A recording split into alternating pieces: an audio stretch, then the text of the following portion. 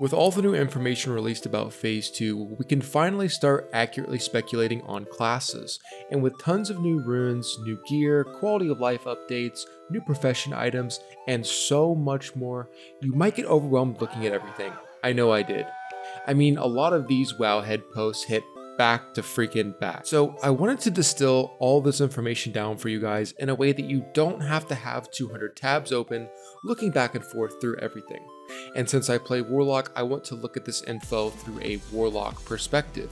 So if you play Warlock, you're thinking about playing Warlock, or you want to flex on your Warlock friends with your knowledge, you've come to the right place. Today we will be looking at Season of Discovery, Phase 2 updates for Warlocks, and my opinion on Warlocks for the next phase. Alright, so let's get into all this information, and I want to go ahead and start with runes. For Phase 2, it looks like we will gain 2 additional rune slots. Those will be located on the boots and the belt.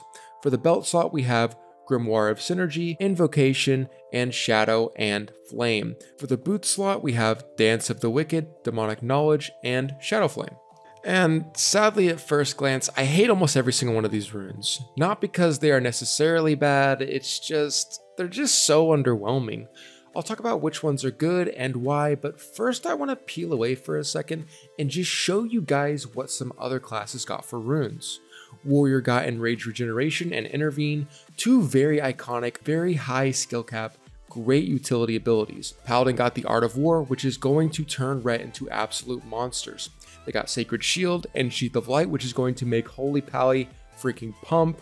Hunter got Trap Launcher, Melee Specialist, and Dual Wield Specialization. That will even further make Melee Hunter basically warriors, and now ranged hunters get trap weaving damage without having to move. Rogue got the iconic ability Shadow Step. If you don't know how broken this is about to be, you will find out. Priest got Mind Spike and Dispersion, which are going to make Priest one of the dominant ranged classes in the game and completely changes their rotation. Shaman got Maelstrom Weapon and 2-handed Mastery. This turns Enhance into a one-shot crit god.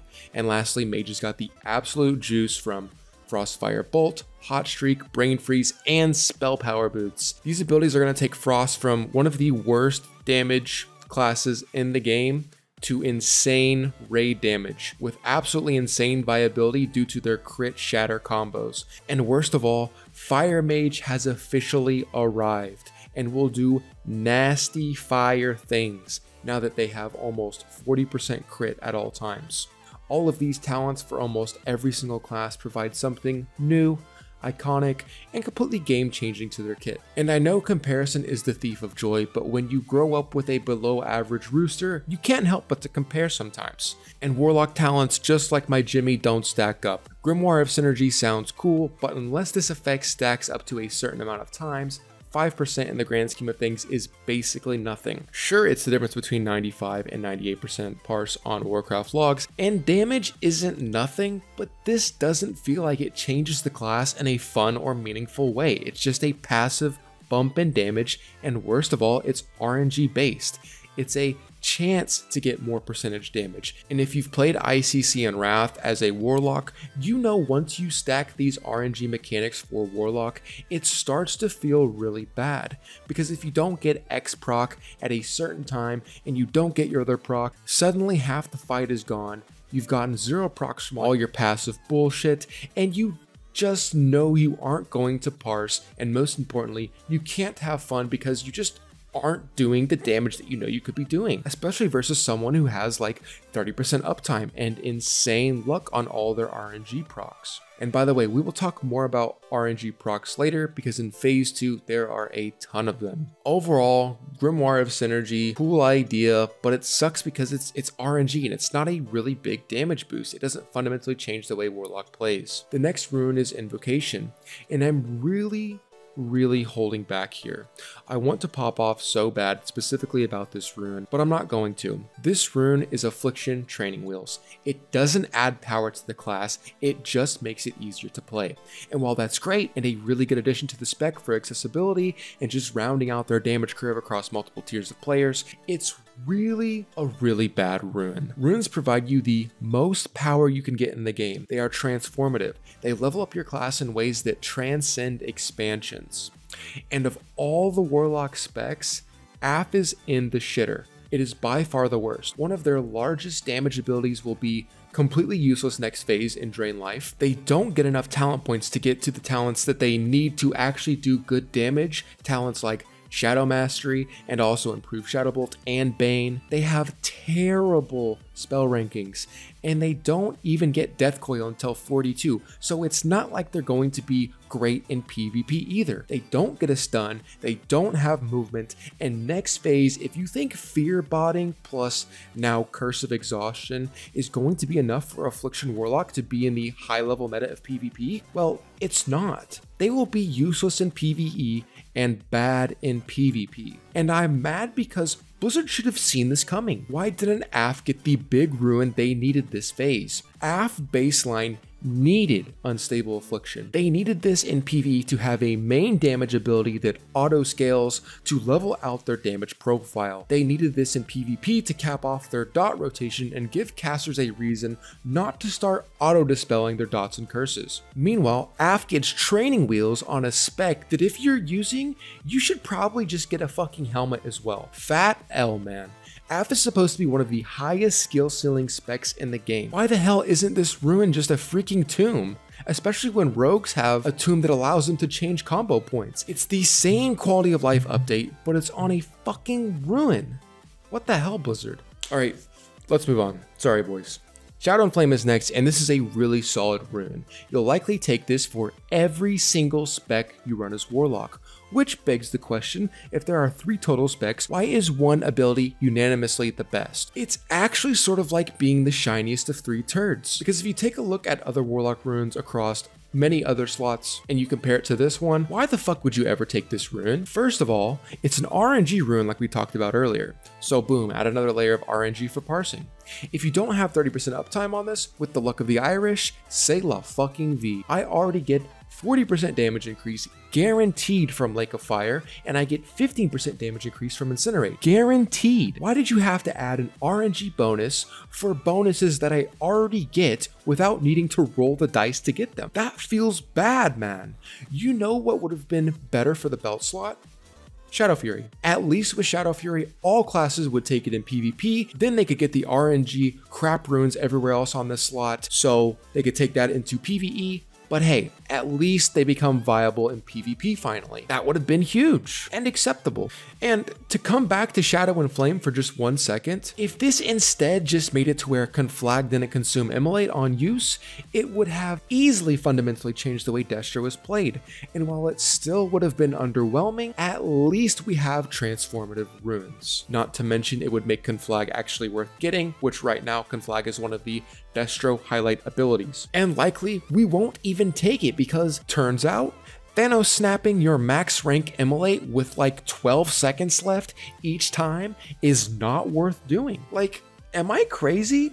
Let me know in the comments below. Let's move on to the next rune slot. It's been a while, so let's recap for just a second. For boots, we have Dance of the Wicked, Demonic Knowledge, and Shadow Flame. I won't pop off here because these runes are at a minimum 2 out of 3 transformative. Dance of the Wicked is a cool new meta rune that would matter if tanking was, well, actually difficult, but it's not. So, thanks for this anyway, I guess, but no one is going to use it. Just like no one uses this crit and dodge rune from the last phase. Good work though. At least this one is kind of cool. Moving on to Demonic Knowledge. Demonic Knowledge is also pretty good. Currently your imp has about 250 stamina and int combined, so this rune will just straight up give you about 25 spell power, basically the equivalent to another item, maybe even 40 spell power at level 40 due to pet scaling. Regardless, this buff is basically just fell armor, and I guess I'll take it, but it would have been way more impactful if it gave you like a crit bonus for having imp out, and that gives a damage boost to specifically Destro, and maybe it gives you a haste bonus that affects your dots from having the succubus out instead of just, you know, spell power on a rune slot. And while I'm disappointed in this rune, it is fairly good and you'll probably take it on most of your characters. The last rune we have to look at is Shadow Flame, and I'm actually going to clap for Blizzard here. Good shit. Warlocks get some AoE. They get a button that looks like it may be added to their rotation so that they can go Conflag, but I have my doubts that this will be worth taking over Demonic Knowledge. But the Sims will let us know, and I'll let you guys know when I know so that you can know. Subscribe to the channel so you don't miss that. Shadow Flame overall, pretty mid, but we'll see how it unfolds. Lastly, to cap off runes, I've taken the opportunity to make this nice little graphic to show you guys the runes you'll likely run for each spec. If you play AF, you'll take Grimoire of Synergy or Invocation for the belt if your boomer brain can't handle maintaining dots, and you'll take Demonic Knowledge for boots. For Meta Warlock, you'll take Shadow and Flame for belt and Demonic Knowledge for boots. Side note, you would take Dance of the Wicked if Nomor is actually hard, but it probably won't be. And lastly, for Destro, you'll take Shadow and Flame on belt and Demonic Knowledge for boots, with the sidebar that you might take Shadow Flame if you want to run Conflag, but I think my first suggestion will do more DPS. The Sims will tell us. Boom! Warlock runes. Final thoughts, they suck. Warlock is not going to see a big bump in damage. For PvE, meta will be used for support to buff range groups. AF will be a fat F tier because they're literally so bad. And Destro will be a middle of the caster pack caster next phase, meaning that they will be below average. But to continue with the wealth of knowledge and the distilled information, let's very quickly talk professions and then we can talk gear, and this part should be fairly quick. Blizzard wants to essentially create more options for us when considering which professions each class wants to take. Tons of great new items and consumables will be added next phase, some of which are accessible by everyone and some that are locked behind profession rank to use. Let's talk about the ones that matter for Warlock. Sidebar first, they might add some stuff that wasn't listed. It's Season of Discovery after all, so maybe wait until everything is found before profession swapping or taking my word as law. Okay, Alchemy received a new consumable potion called Mildly Irradiated Rejuvenation Potion. This is going to give you 35 spell power for 15 seconds on a usable potion. Everyone will need these if they want to pump, and you'll want to sell these if you want to make money. Prepare to waste your gold on these bad boys, and prepare to get yelled at for pulling the boss early and not letting people get their pre-pot off. Next, we have Enchanting. A new weapon enchant was added called Dismantle. This is going to be bis for casters, gives us a nice 25 spell damage to mechanicals, and will serve us well in PvE while not making us busted in PvP. Good job, Blizzard. Great balancing decision. W. Another W for Enchanting is this awesome looking buff that only enchanters get.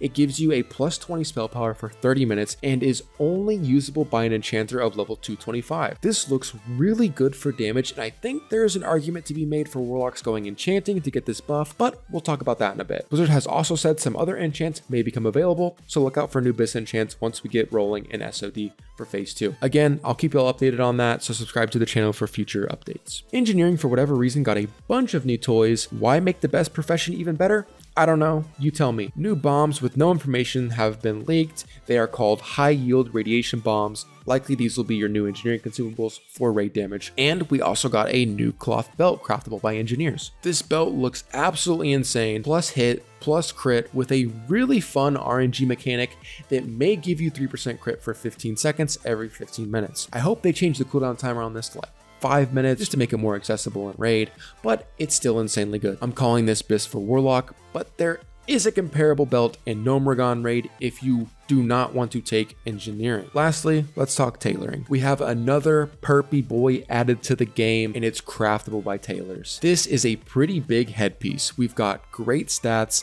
and the on use is goated for other casters, but since we have life tap, this on use is really kind of just meh. This is doubly true if we see short fights like in BFD where mana really isn't a problem for us. But moving on to the previous purple boots we could craft in phase 1 for tailoring, we didn't get any word if we can upgrade these items in phase 2. So if we cannot upgrade these, there is a very good argument to actually drop tailoring for enchanting. Let me show you what I mean. These are new boots from Nomor and are basically identical, minus the on use of the tailoring boots. If we drop old tailoring boots for new Nomor boots, we can get access to the 3-piece set bonus from these items and grab ourselves an extra 11 spell power. On top of that, we grab this helm, which is comparable to the tailoring crafting helm in spell power, and since we don't care about the on-use effect from that helmet or the intellect, it is perfectly acceptable to pick one of these bad boys up instead. Then for professions, we could run engineering for the belt and the explosives, then we run enchanting for this sick plus 20 spell power world buff. This would net us a total of 38 additional spell power while not losing any hit. Pretty freaking big. But again, if extraplanar boots become upgradable, this theory might go completely out the window and we might continue with the best in slot professions of tailoring and engineering. Great, so that's professions and a little bit of gear thrown in the mix there. Let me just quickly show you PvP rewards, key items from the raid, and then I'll throw up your Warlock, Destro / Meta Bis list, and we will call it a day. From the new PvP event, Warlocks get the choice between rings or a trinket. We get 1 fire spell power ring, 1 shadow spell power ring, or we get a spell power / engineering bomb on a cooldown trinket. The trinket is kind of bad. If you take demonic knowledge, this is going to give you straight up 10 spell power, which is about the same spell power gains you get from the BFD trinket, so it's not great. But for PvP rewards, 9 times out of 10, you'll just take the fire spell power ring, call it a day. All right, now for Nomar gear. There are only a few items I really want to highlight from the raid. A lot of them are going to be very small upgrades. Number 1 and most obvious being the new Glimmering Gizmo Blade. This is our new best in slot weapon to be paired with the Necronomicon or this Warlock quest item right here. This combination is going to give you a total of 33 spell power. And while you will not compete with healers anymore for these items or arcane mages, they get this staff. We will be competing with every other caster for these items. Yes, it's better than the staff from BFD. Yes, I just got that staff. Yes, I will be replacing it in a week. Yes, I am crying on the inside. The other notable items from this raid are the new neck, the new ring, and this trinket. It's probably going to be nuts. You're going to want to get your hands on these items first. Other slots have very comparable items available to them. All right, here is my opinion on final Bistless for Destro Warlock. I'll include the link below. And here is my opinion on final Bistless for Meta Warlock. I'll include the link below in the description. My closing thoughts on Warlock is going to suck next phase, and my disappointment is immeasurable. I've been Java Monkey J. Peace.